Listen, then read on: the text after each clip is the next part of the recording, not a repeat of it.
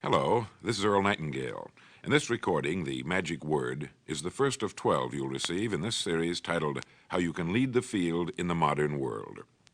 Before we start, I'd like you to know that I'm not going to try to tell you how to live your life. That's none of my business, nor is it anybody else's business. That's your business. Nor is this Lead the Field program a collection of pleasantries, platitudes, or Pollyanna. It is a summation of more than 20 years of research on one subject, and that is, why do some people do so well in life, while so many more do not? And the first thing let's talk about is the magic word. The experts call it the most important word as far as the results we get from life are concerned in this or any other language, and that word is attitude. It is our attitude toward life which will determine life's attitude toward us. Let's face the fact honestly that we shape our own lives, and the shapes of them will be determined by our attitudes. A person with a poor attitude toward learning, for example, isn't going to learn much until he changes his attitude. If we take the attitude that we cannot do something, we generally will not do it. An attitude of failure, and we're whipped before we start. So we know then that what we receive from life, what we accomplish or fail to accomplish, is due in large measure to our overall attitude. William James of Harvard University put it this way: "The greatest discovery of my generation is that human beings can alter their lives by altering their attitudes of mind." And isn't it wonderful that we have this measure of control? Before we start talking about our attitude toward the world, let's talk about our attitude toward ourselves, since it is the attitude we take toward ourselves which determines our attitude toward the world. Now, right here we come to a rather strange fact. We're so familiar with ourselves, we tend to take ourselves for granted. We tend to minimize the things we can accomplish, the goals we can reach, and for some equally strange reason, believe others can accomplish things in our field which we cannot. There are literally millions of human beings living narrow, darkened, frustrated lives, living defensively, simply because they take a defensive, doubtful attitude toward themselves, and as a result, toward life in general. Many people are suspicious of and oppose change, yet change is the one thing in life on which we can absolutely count. People who stay young all the years of their lives not only welcome change, but see it for what it really is: new opportunity, new chances for further fulfillment. Attitude is a reflection, a result of a person's will. It is incalculably powerful. It can bring about marvelous results for us, but we need to train it patiently, day by day. Now let's talk about the attitudes of people who are successful, the top 5% of the people who go sailing through life from one success to another and who, even when they fail at something, shrug it off and head right out again. No matter who the person is or what he does, men and women in sales, business executives, people in all the professions, wives and mothers, students, top people in the armed forces, public servants, men and women in the service of religion, working men and women in all fields of endeavor, wherever you find a person doing an outstanding job and getting outstanding results, you will find a person with the right kind of attitude.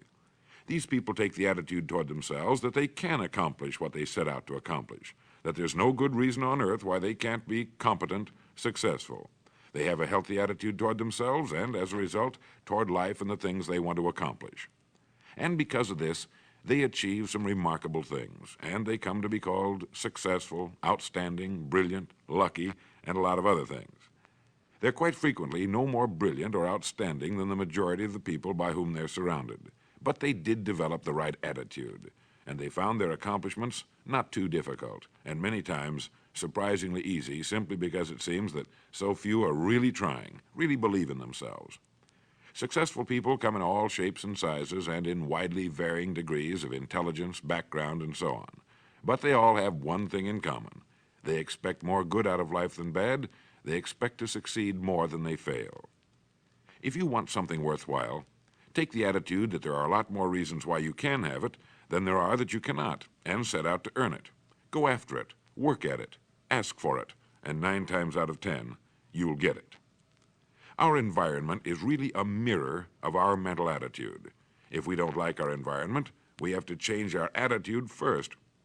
Now, the world plays no favorites. It's impersonal. It doesn't care whether we change or not. Adopting a good, healthy attitude toward life doesn't affect the world and the people in it nearly as much as it affects us.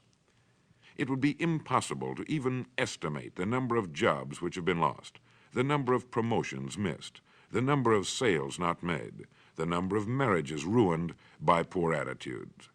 But you can number in the millions the jobs which are held but hated, the marriages which are tolerated but unhappy, all because of people who are waiting for the world and others to change toward them, instead of being big enough and wise enough to at least make a test which will prove beyond any shadow of a doubt where most or at least a big part of the trouble lies.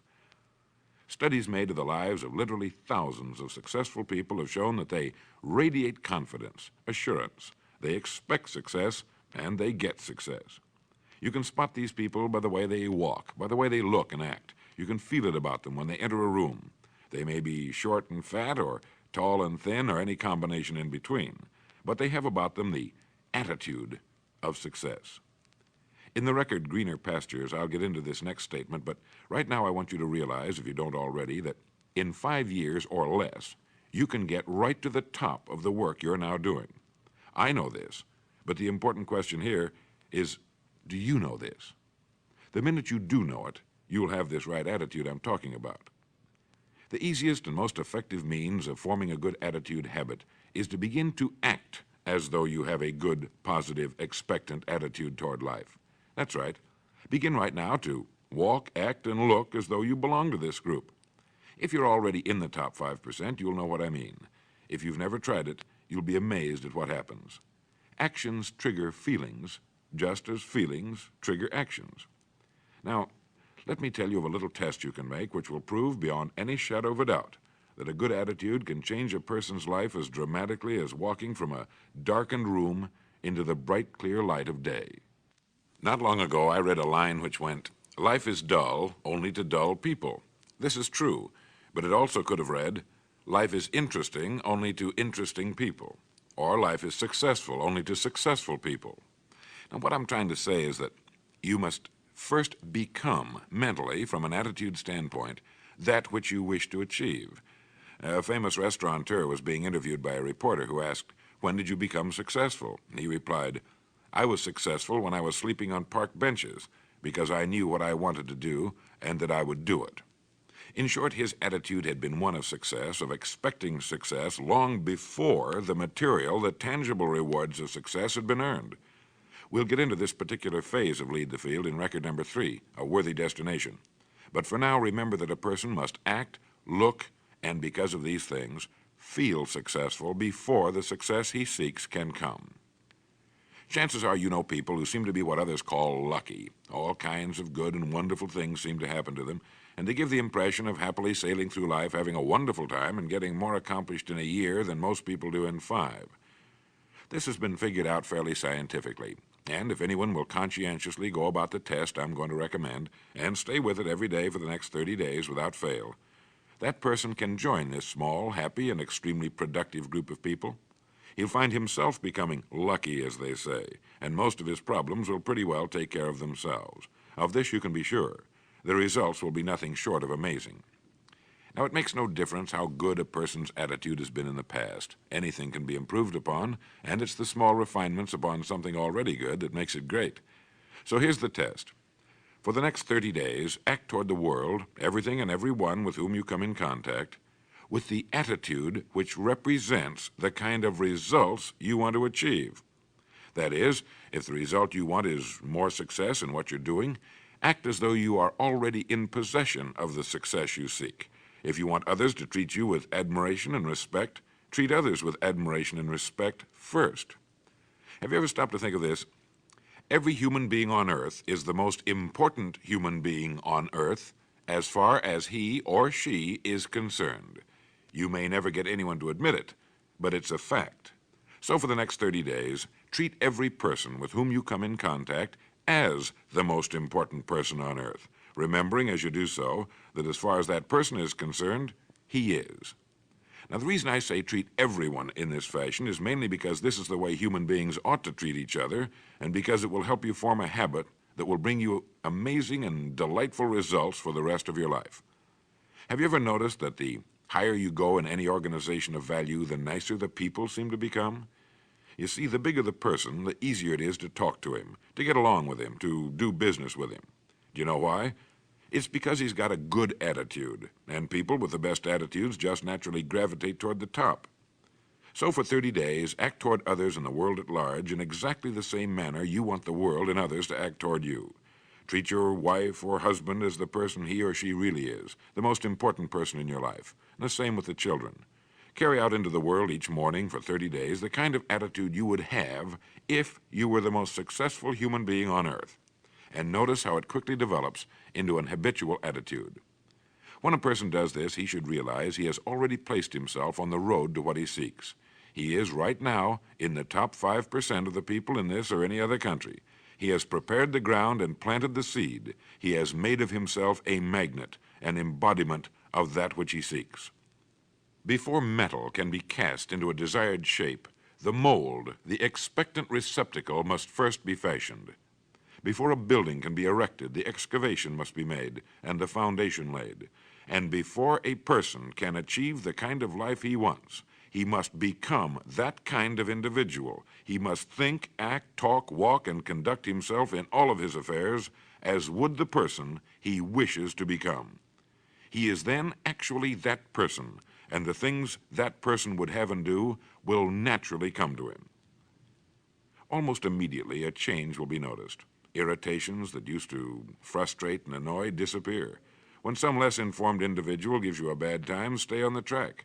When someone cuts in front of you with his car or acts in any other manner that shows his ignorance and lack of courtesy, don't permit yourself to drop to his level.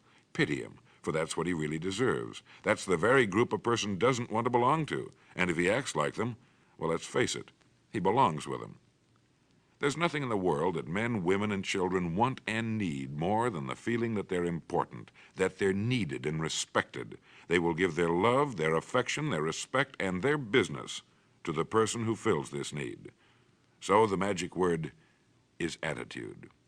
And in summing up, a few points to keep in mind. 1, it is our attitude at the beginning of a task which, more than anything else, will affect its successful outcome.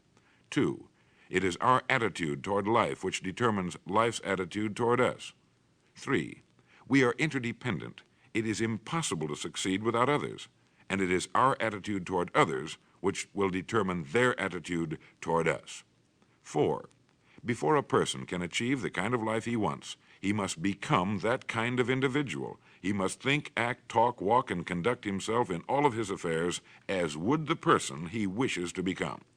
5, the higher you go in any organization of value, the better will be the attitude you'll find.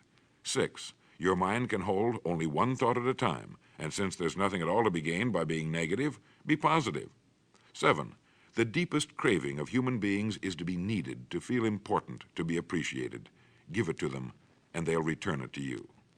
8, look for the best in new ideas. As someone said, I've never met a person I couldn't learn something from. 9, don't waste valuable time broadcasting personal problems. It probably won't help you. It cannot help others. 10, don't talk about your health unless it's good. 11, radiate the attitude of well-being, of confidence, of a person who knows where he's going. This will inspire those around you, and you'll find good things will begin happening to you. And 12, lastly, for the next 30 days, treat everyone with whom you come in contact as the most important person on earth.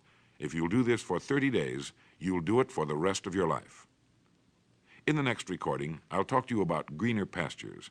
But now in closing, remember the words of Walter Dill Scott of Northwestern University. Success or failure in any undertaking is caused more by the mental attitude even than by mental capacities.